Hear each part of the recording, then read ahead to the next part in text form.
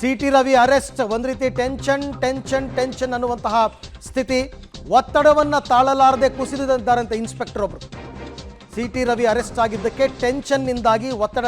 ನಾನು ಅದಕ್ಕೆ ಹೇಳಿದ್ದು, ಪೊಲೀಸರಿಗೂ ಕೂಡ ಅಷ್ಟೇ ಒತ್ತಡ ಇರುತ್ತೆ, ಅವ್ರಿಗೂ ಕೂಡ ಲಾ ಆ್ಯಂಡ್ ಆರ್ಡರ್ ಮತ್ತೆ ಹೆಚ್ಚು ಕಡಿಮೆ ಆಗ್ಬಿಟ್ರೆ ಏನಪ್ಪ ಅಂತ ಇರುತ್ತೆ.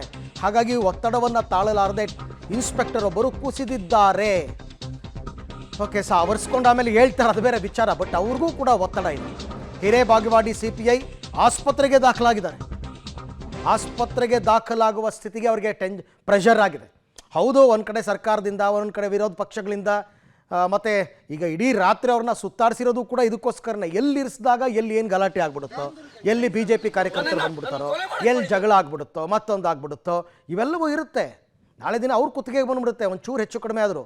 ಹಾಗಾಗಿ ಇದು ಟೆನ್ಷನ್ ಕೆಲಸನೇ, ಇದು ವಿಪರೀತ ಟೆನ್ಷನ್ ಕೆಲಸ. ಈಗ ಹಿರೇಬಾಗೇವಾಡಿ CPI ಒಬ್ಬರು ಕುಸಿದು ಬಿದ್ದಿದ್ದಾರಂತೆ. ಅವ್ರನ್ನ ಆಸ್ಪತ್ರೆಗೆ ದಾಖಲು ಮಾಡಿದ್ದಾರೆ. ಮೋಸ್ಟ್ಲಿ BP ವೇರಿ ಆಗಿದೆ ಅಂತ ಅನಿಸುತ್ತೆ, ಪ್ರೆಷರ್ ತಡ್ಕೊಳಕ್ಕಾಗ್ದೇ. ಹಾಗಾಗಿ ಈಗ ಅವ್ರನ್ನ ಹಾಸ್ಪಿಟ್ಲಿಗೆ ಅಡ್ಮಿಟ್ ಮಾಡಿದ್ದಾರೆ ಅನ್ನುವಂತಹ ಮಾಹಿತಿ ಸದ್ಯಕ್ಕೆ ಲಭ್ಯವಾಗ್ತಾ ಇದೆ. 10 ಗಂಟೆಗೆ ಲಕ್ಷ್ಮೀ ಹೆಬ್ಬಾಳ್ಕರ್ ಅವರ ಪ್ರೆಸ್ ಮೀಟ್ ಕೂಡ ಇದೆ. ನೋಡೋಣ ಅವ್ರು ಏನೇನು ಮಾತನಾಡ್ತಾರೆ, ಹೇಗೆ ಅಂತ ಅಂದ್ಬಿಟ್ಟು. ಈಗಾಗಲೇ ಕೆಲವರೆಲ್ಲ ಇನ್ನೂ ಬೆಳಗಾವಿನಲ್ಲೇ ಬೀಡು ಬಿಟ್ಟಿದ್ದಾರೆ. ವಿಜೇಂದ್ರ ಅವರು ಕೂಡ ಈಗ ಬೆಳಗಾವಿಗೆ ಬಂದಿದ್ದಾರೆ.